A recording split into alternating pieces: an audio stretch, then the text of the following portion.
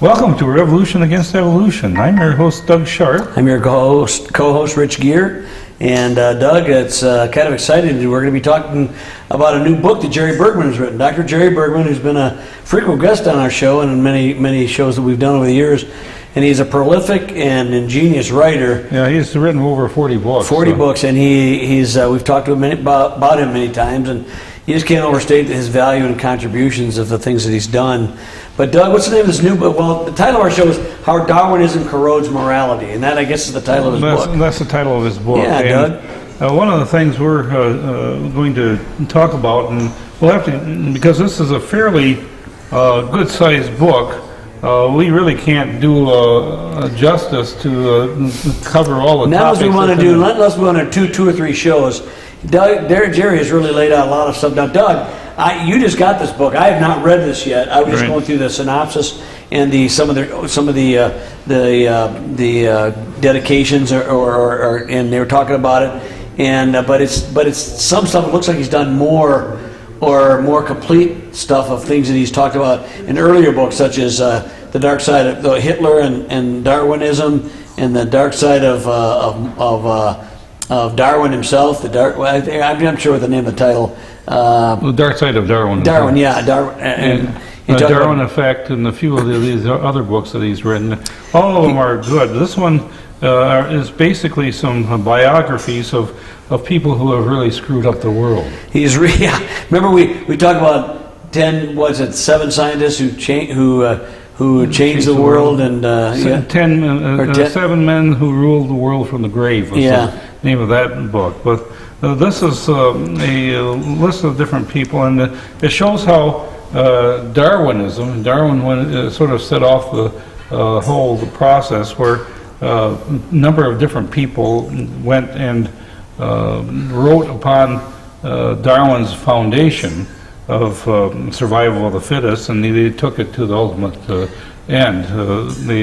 And it's spawned immorality, eugenics, abortions, the sexual revolution, and also led to murder and war. A lot of murder and war. I know.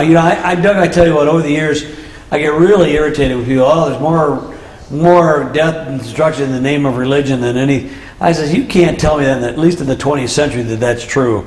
Because between Stalin and Hitler and Pol Pot and a whole host of other things, there has been incredible destruction, murder, and death, and it's all based on Darwinian principles.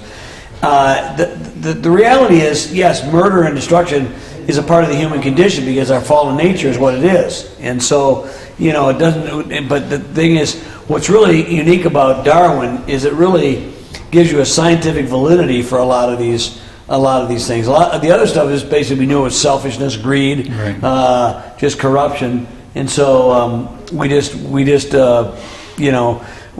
but this one here has this sort of scientific credibility based on and a whole litany, as you just go down there, has been a result of it. We're not going to be able to go into all of Jerry Bergman's points here, which is unfortunate, because people are going to challenge us, Doug, and say, well, what do you mean by that? Why do you say that? Well, you read Jerry's book and you'll find out. It's laid out pretty good.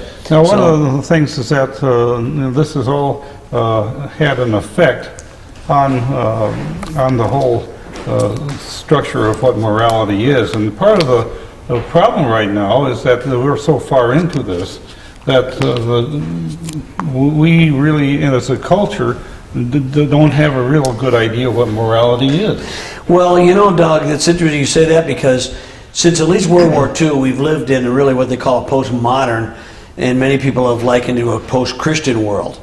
Okay, even as early as the late 1700s, we talked about how even there was a PBS series about 20 years ago, I think Attenborough did it, how the day the universe changed or whatever.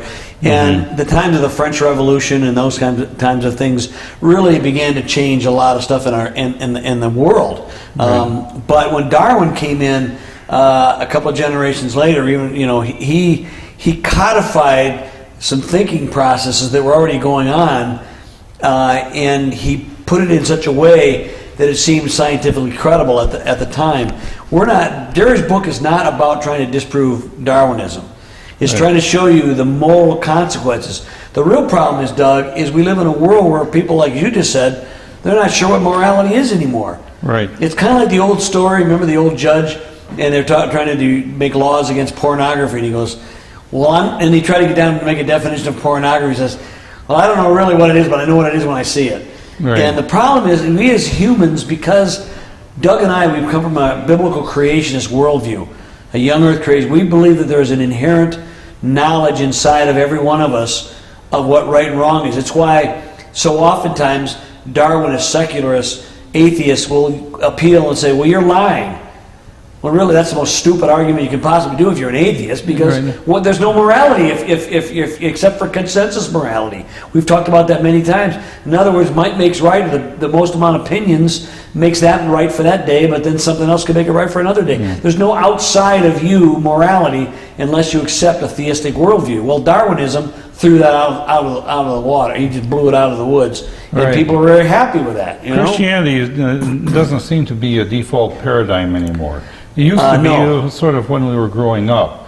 Everyone went to church, and they had that as part of their life. It's no longer the case anymore. Doug, did you ever remember? I remember a couple of times you're in court or different things, and the old thing, well, I'm a Christian man, used to mean something. Right. Of course, I'm not going to blame all that on Darwin. Sometimes I have to admit Christians did not act right. Right. Christians did not act with the integrity we should be acting with, and that's I'm not going to try to sugarcoat that. But the fact is, Doug, is that we have a whole world that is hostile to Christianity, and it's really it's caused a lot of destruction of the family, of just so many things, Doug. When there's the whole idea of what is a family is really under question today. People today can't even decide what sex they are. Sorry, the word is gender now, even though it's technically an improper term. It's become the proper term. My mother was an English teacher, and that always irritated her when people tried to change the language for something it wasn't never meant to be. But that aside, the point of it is those things we can see all the time, Doug. Right? But when you're in the middle of this milieu, you as you said earlier, Doug, very well, you don't always see how bad it really is, because we everything around it. When you're living in a cesspool, you don't know what it's like to be clean. Okay? Yeah, it's like the frog in the jar of water, boiling it. Oh, yeah, boiling water, yeah. And the church is confused about sex and morality, and God's purpose for the sex, family, children, and love is pretty much destroyed because of what has been happening. Now, the first chapter of this book talked about Darwin and morality, and what happened when Darwinism came into this. It created a perception of the universe where the universe is a hostile place, and removing God made it a place where man is really devalued. They don't have any special status. And then life is the struggle. It's something that you have a survival of the fittest. Nature red in tooth and claw, to quote the poet. But the thing is, interesting about the hostile place, Doug, is that they will start with a position that's not always antithetical to biblical truth. For instance, the world we recognize is kind of hostile now because it's fallen. There are bad things in this world. There is death and dying. But the difference between the Christian worldview and the Darwinian one is it was subjected to futility with hope. That's right, yeah. The fact of the Darwinian worldview, when you take it to its logical and reasonable conclusion, is the fact is there is no hope. Right. You're basically worm food in 80 years, and then your life is basically pointless. In 200 years, no one's going to remember you. You're not even going to be a footnote, generally. And even if you are, you're a boring history lesson.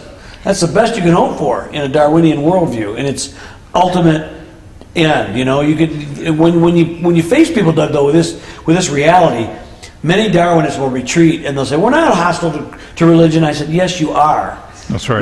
When you're caught, you basically back off because you know the implications of this theory are basically antithetical to any kind of hope, any kind of purpose, any kind of meaning outside of the here and now. And by the way, that's why the morality is, no pun, going to hell in a handbasket. Right. Okay? Evolution is sort of like a atheistic substitute for morality. It's a sort of like a religion to justify their own actions. Well, at least we don't play anything goes. Right. And that's kind of what's happened is pretty much anything goes. You got a reality here where people can't figure out even who they are, whether they're a woman or a man, you know.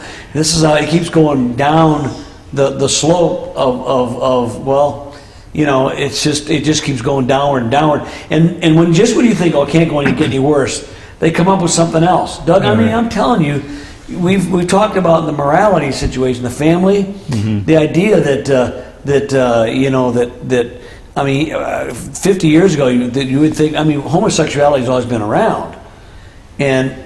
But it was never treated like it was a majority position or a normal position. Right, yeah. It was always an aberrant behavior. But then you say, well, it'll never go any farther than that. Well, we got NAMBLA, whatever, Man-Boy Love Association, where they promote pedophilia. Oh, that'll never go. Well, watch. And then I can even see they've spent defended over the years the rights of animals. Well, that being the case, if animals have rights like human beings, why can't you marry one?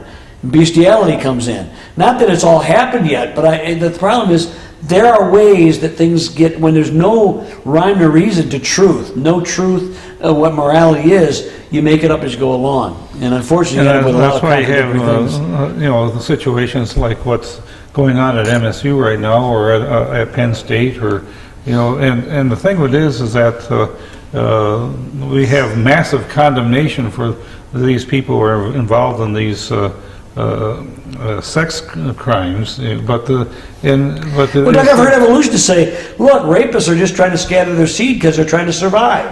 Right. I mean, I've heard the justification for rape from some of these people, eugenics and all kinds of other things, you know, are justified in the name of if Darwinian is true. I mean, the whole idea of let's say Hitler in the World War II, Nazism, trying to purify the race.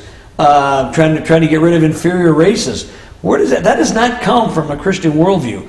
I mean, people have always killed each other, even with a Christian rule around that. We have a nature that is prone to sin, but we don't justify it, which Darwinism, according to Jerry's book, well, it does. Right. You know.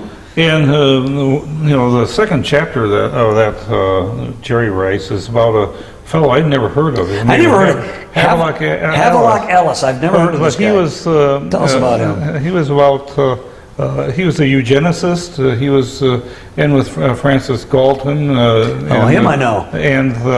And Margaret Sanger, and Margaret Sanger's next person, I think, is on. Oh yeah. But he was promoting the sexual revolution, homosexuality, free love, and he was pretty much anti-Christian. When did he live in the early part of the century, 20th century? Yeah, he was around 1910, 1920. Yeah, that was a bad time. Yeah, and bad time. At the same time, there was Kinsey, although I think his book came out in 1946 or something like that. Oh, it was the late 40s. I was thinking it was 50. Oh, they did a movie, I think, in the 50s or something about him. But you know, he was, Jerry really talks about his, you know, his escapades and how much he was into the free love and the. So he was a profligate, huh? Yeah, he was actually a masochist. Oh, really? Yeah, he wanted to. He got his jollies. Getting self-pain, huh? Oh boy. But it seems like each one of these people were into eugenics, purifying the race, and might makes right. And I think the eugenics movement got softened a bit with once Hitler took it to its ultimate conclusion. Yeah, it's almost like went too far. They go, "Uh-oh, this is not gonna play very." And then when they got beat, you know, even more. Right. But before Hitler got beat, you had people that were eugenics. I mean, we had, I don't know whether Henry Ford was a eugenicist, but I know Lindbergh, a lot of people were in favor of what Hitler was talking about. A lot of people were, including Henry Ford and other people. It directly goes back to first Galton and then to Darwin. Well, Darwin, yeah. Galton was He was Darwin's cousin. Darwin's cousin, that's right, yeah. And, you know, it was kind of a nasty thing. Well, this next lady we're going to talk about, this woman deserves a whole book in and of herself, and if there have been books written about her, a lot of them laudatory, which should never be. She was a harridan. She was, I believe, a very wicked, evil person. Margaret Sanger. Margaret Sanger is who we're talking about, yes. And, you know, she was all for birth control and sterilization, and it was based upon, it was actually a racist thing. She thought that there were certain people that, you know, especially the blacks, were some people that should be. Yeah, I remember reading articles about that, and she said, what we need to do is convince the black ministers to preach abortion in their church. This way we can have a more complete. I've been a long time since I read it, but the gist of it is they could preach the good effects of abortion. We can basically get rid of a lot of the inferior blacks without having to work too hard at it, without having to sterilize them. They'll basically kill them, you know, basically kill off or do away with their progeny. And she was her own I was a young niece or daughter. I don't know if it was a daughter, maybe he was encouraging her. She was encouraging her to go sleep around and do all kinds, and then get abortions. All that kind of stuff is really. She was just not a good woman at all. I don't know. What I don't know about is her history, is why she turned out to be so rotten. But I mean, there's nothing about her that's good that I can see. Mm-hmm. Everything I've read about her, yeah, granted, I've read stuff, the praiseworthy stuff out of her, and it's still, when I base it on what I believe, what I think is right, and what the scripture seems to indicate is true, she is antithetical to all of it. She would be. I don't really know what her Christian viewpoints are, but I would assume that they were anti-Christian. Yeah, she was definitely where it was, and she was sort of like I think she had taken courses to become an LPN, but she really didn't have any medical background to justify some of the things that she proposed, and she actually consulted mediums. Oh, she consulted me, so occultic. Isn't that funny? So she wasn't necessarily maybe technically an atheist then. She might have been just an anti-Christian. But what amazed me, Doug, is how so many of these people, how do they get promoted like they do? Mm-hmm. How do they get, unless you have a world that's willing. I think of the old thing, years and years ago I read a book, and I don't want to get off in too much of a tangent, but it was the idea that Atlas was sort of a symbol of Nimrod pushing the sky away from the earth. Mm-hmm. Originally the story of Atlas was he was holding up the sky, then it became he's holding up a globe, but it was actually originally the sky, and that seems to be a metaphor for Nimrod, who pushed away the fear of God. And this is what these people do. They want to push away the fear of God in so many of their things. They want to get rid of him so they can do what they want to do, primarily in the sexual arena, but in all arenas it gets affected, as we've seen. And we see that evolution is directly tied to the abortion industry and to Margaret Sanger. Yes, very much so. And what the justification of it was, I didn't understand until I read Jerry's book, that it really had everything to do with ontogeny recapitulates phylogeny, which is the idea that the way that the embryo develops in the womb is sort of mimics the way of evolution. Not sort of. I mean, what's his name? Who was the guy, Haeckel, who came up with it, which his drawings were proven to be fraud for over nearly 100 years now, but they were taught when I was a kid,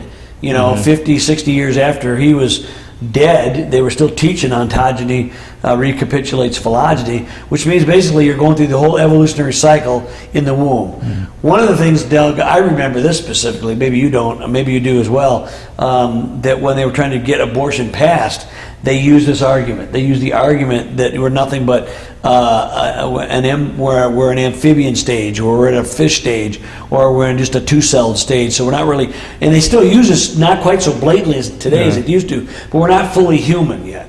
Right. We're not fully human. This is how they justify. And there was actually a preacher. Yep. His name was Cyril Chestnut Means. I don't know if you ever heard of him, but Cyril Chestnut Means was his name. But he was one of the people who tried to get it in the church, as the people understand in the church that the babies aren't human until they're born, and so they. Oh, boy. So this is something that started the sort of like the liberal wing of the church to think this way. Well, it's kind of liberalism in all of its forms in our culture, both political, spiritual, church. It's really warped the fabric of our society today, and it's terrible. It's diminished the value of human life. Absolutely. And then ultimately it caused the Supreme Court ruling Roe versus Wade. Yeah. Now there was a bill introduced under Ronald Reagan. It's called the Human Life Bill, and that helped to. It was a different. It was trying to counteract that. Yeah, and I remember him. It Yeah, ever really succeeded. I still remember when he used to say, "Well, look, if we have any doubts of whether they're human or not human, shouldn't we give the benefit of the doubt to life?" Exactly. And apparently, some people think no. So that's really the whole thing about that. And the thing with this is that he also points out that the vast proportion of abortions that take place are in the black community. Even today, even today, and so this is a kind of a big problem. He has a chapter on Freud. Oh yeah, and I call him Sigmund Freud. Yeah, you know, and pretty much Freud is widely discredited today. Almost nobody believes in Freud today. There are some holdouts, but of course, his stuff of free association, sitting on the couch and dumping your mind to this guy, and brain dump. And he portrayed humans as animals, and he was actually sexist in a lot of his things that he wrote about. So, of course, so was Darwin. Yeah. You know, and he would have been. But B.F. Skinner was also the behavioralist. Right. Yeah. Thought we were nothing much more than animals to be programmed. So, yeah. Yeah, he wrote about Friedrich Nietzsche, and he was the guy who influenced Hitler. Yeah, Nietzsche's a bad guy. And he had the God is dead theory, and he was the father of existentialism, or one of them. Do you remember that billboard several years back? God is alive, Nietzsche's dead. That's right, yeah. I used to see that. And he believed that you have to help evolution along to produce a super race. And so it was like he was into social Darwinism. And he was a Lamarckianism as well as was Darwin. Who I like to call malarkeyism. Malarkeyism, yeah. Anyway, but Nietzsche, he influenced. Hitler was his real bad one, but that so many things come out of that. Man and Superman. I remember reading about the Leopold Loeb case. Remember those I think that's the one where these two guys proved they were a superior man, so they just murdered a kid randomly, and they made a couple of films on it. One called Rope by Alfred Hitchcock, and there's another one I think. But the point of it is the whole idea is based on Nietzsche's ideas, right. And Hitler made a whole culture based on that way of thinking, which was again based on Darwinian. Eventually, Nietzsche went crazy. He did go crazy. And quite frankly, that's what things happen to our culture, you know. He has a chapter about Anders Breivik and Charles Manson. Now, who's Breivik? I don't know who Breivik he is. was the guy. He was a mass murderer, but they had a lot of different, a lot of things that were very similar in what they were thinking. And Manson was influenced by Nietzsche. I didn't know that. And what he wanted to do was, with his murder, was to start a war between the classes, and that he called it Helter Skelter. Yeah, I know that. And their little commune that they had was all about promiscuous sex. And again, they were about eugenics, free love, racism, all those things seem to be in all of these people we're talking about.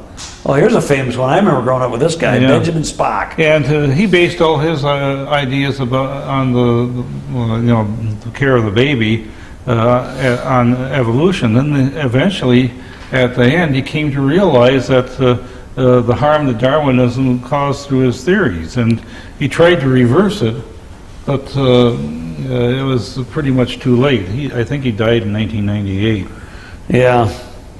Was he an evolutionist then at the end of his life? He was an evolutionist, but he eventually, I think he recanted, according to... Did he really? I have not heard that. Well, that's a good thing. All right. I don't know if he ever became a Christian, but Yeah. he said that what they taught was harmful. This next, go deal with this chapter 10, or I don't know if it's chapter 10, but it's 10 on your footnotes here. Academia's Darwinian war against Christian morality. Talk about that, Doug. Well, there's a lot of examples where teachers set out to try to unravel the Christians in the classroom. Mm-hmm. And they point them out and tell them to raise their hand if they're a Christian, and then they intimidate them to the point that they use their authority as a club. Right. Yep. And he gives an example of what happened at Yale and how that the faculty there pushes atheism, and for Christians who are open in their faith, their grades suffer. They get graded down. It's so bad. So many of these colleges at one time were started as Christian universities. Harvard, and some of these stuff there, yeah.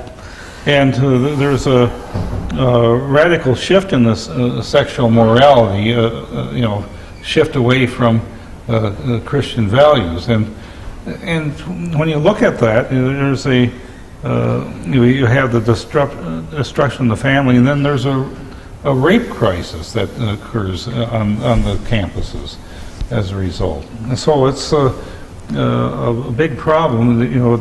We've seen some movies about that. God is not dead. That was a good film. I was quite amazed about that. Well, Doug, we're getting close to the end here. I don't know whether we're going to get through. We got through quite a bit so far. We got what? With the minute we got left, what do you want to talk about, Doug? Well, we'll talk about Hitler's and his Darwinian goals for the world. And one of the things that Jerry brings out in his book is the forgotten Holocaust, which is his eradication of 5 million of the Polish people. Yeah, I know. And so he was against Christianity. He's against the inferior races, and he waged war upon them to the point where he was concentrated so much on this master plan to eliminate these people groups that he actually hindered. Yeah, it wasn't just Jews. You said the Poles, Slavs, I remember the Gypsies, and anybody who was considered inferior, handicapped, or weaker. He was trying to get rid of all of them. So, anyway, so there are other chapters. There's one on Carl Pearson, who was a warmonger, a white supremacist, and then another one how Darwin himself lost some of his aesthetic sensibility. He lost his love for art and I didn't realize that. Things like that. Wow, okay. Yeah, there's attempts to prove Jewish inferiority and Japanese sadism during World War II. Direct result of the same thing. Well, there's a lot of stuff in this book, but I don't know, Doug, I guess we're about calling it a night, huh? We'll see you next time on Revolution Against Evolution.